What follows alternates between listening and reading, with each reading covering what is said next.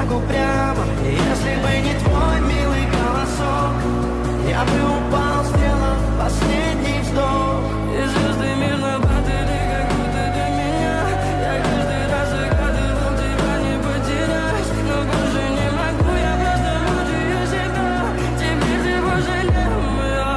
В камине в 6 утра фотография твоя, горят воспоминания о тебе.